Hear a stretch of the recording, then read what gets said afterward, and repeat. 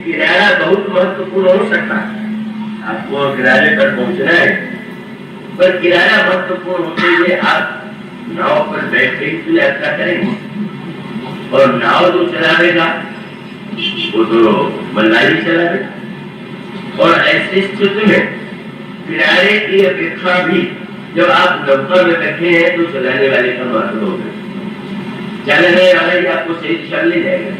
इसीलिए भगवान राम ने उपदेश देते हुए अयोध्यावासियों से कहते हैं कि मनुष्य का जो शरीर है वो मानो एक नौका है बड़ा, और भगवान ये कहते हैं कि गुरु जो है वही मल्लाह, वही कर्णधार, कर्णधार सदगुरु दृढ़।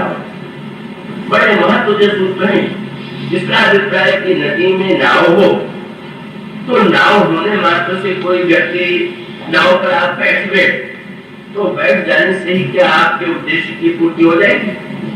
वो तो लघु गाथा आपने सुनी होगी कि भान के अभ्यस्त थे, कहीं जाना था तो सोचा दिन में धूप होकर रात को नाव में बैठेंगे और नाव खेते हुए पहुंच जाएंगे, धूप नहीं लगेगी।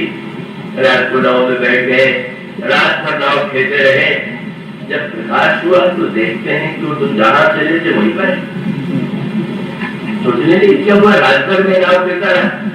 किसी बुद्धिमान ने कहा वो लंगर तो तुमने उठाए नहीं, नाव जीवन भर खेते रहो, तो लंगर नहीं उठाए तो वही रहो। तो मानो संकेत ये है कि व्यक्ति जो है अगर वो व्यक्ति स्वयं नशे में है तो जीवन भर साधना भी करे, अपने मनमानी नहीं बजा सकते तो हम तो सिर्फ नाव चलाएंगे।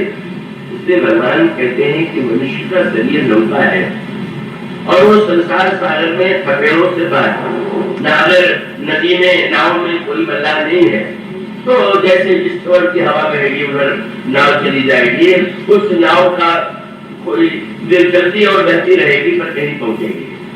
तो भगवान बताते हैं कि नहीं, इस शरीर की नौका पर कर्णधार जो है तो गुरु है, कर्णधार सदगुरु दृढ़ नाम। भगवान से पूछा गया कि महाराज आपकी भी कोई भूमिका है? तो भगवान ने कहा मेरी भूमिका है क्या? अनुभव बारिश का देव और सन्मुख मरु का अनुग्रह। ये जो मेरी कृपा है वही अनुकूल वायु, मानो भगवान स्पष्ट वायु जैसे प्रत्यक्ष शरीर सामने नहीं आए। मल्लाह जो है वो मल्लाह जो है वो सामने, तो भगवान कहते मेरी कृपा वायु है, गुरु मल्लाह है और मनुष्य का शरीर जो है वही नौका है। और इसके द्वारा भगवान ने दो संकेत दिए, क्या बोले? मल्लाह योग्य हो तो अनुकूलता को तो लाभ लेते हैं, हमारा ऑप्शन है तो एक तो है कि हवा अनुकूल चल रही, आप जिधर जाना चाहते हैं उधर की ओर दिशा दी जा रही है तो सहायता मिलेगी। लेकिन आप चल रहे हैं तो कभी कभी हवा प्रतिकूल भी हो जाए, तब क्या हो? प्रतिकूल हो जाए तो मल्लाह अगर शक्तिशाली होगा तो प्रतिकूल हवा नहीं ले जाएगी। रामायण में संकेत किया गया कि ईश्वर की कृपा कभी कभी नहीं प्रतिकूल लगने लगती, तो प्रतिकूलता के मार्ग में भी जो जीव को आगे ले जा सकता है वो तो गुरु ही है। इसीलिए कहा गया कि राखे गुरु जो को विधाता पर गुरु विरोध नहीं को जब प्राधा।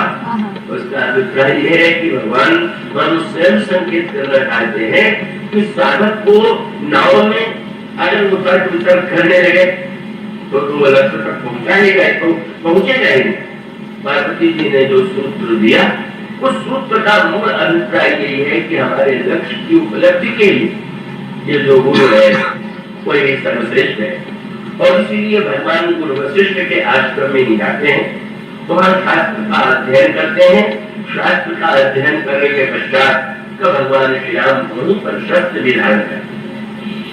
शास्त्र और शस्त्र दोनों गोस्वामी जी ने वर्णन किया। गुरु प्रिय पढ़न रे रघुराई, अल्पकाल विद्या सब आई, जाति सहज शास्त्रचारी, सो हरि पढ़ यह पग उठाई। और उसके बाद गोस्वामी जी ने कर तलबान धर सहज सोहा, देख रूप चराचर। शास्त्र और शस्त्र गुरु के आश्रम में भगवान उसकी शिक्षा प्राप्त करते हैं। इसका अभिप्राय है कि शास्त्र और शस्त्र का ज्ञान ही आवश्यक है, उस शस्त्र का उपयोग कैसे करें, ये सबसे अधिक महत्वपूर्ण। और तब बोले गुरुदेव के द्वारा नियंत्रित होकर कहाँ शास्त्र का उपयोग करें, शास्त्र के किस अंश का कहाँ उपयोग करें, शस्त्र का कहाँ उपयोग करें। इसलिए प्रेरक गुरुदेव है। शिक्षा और शस्त्र दोनों को भगवान श्री राम जब स्वयं उनके आश्रम में ग्रहण करते हैं तो मानो व्यक्ति को ये सारक को संकेत देना चाहते हैं कि जीवन में केवल किसी वस्तु को पा लेना ही यथेष्ट नहीं है, हम उसका सही दिशा में उपयोग तो कर सकें।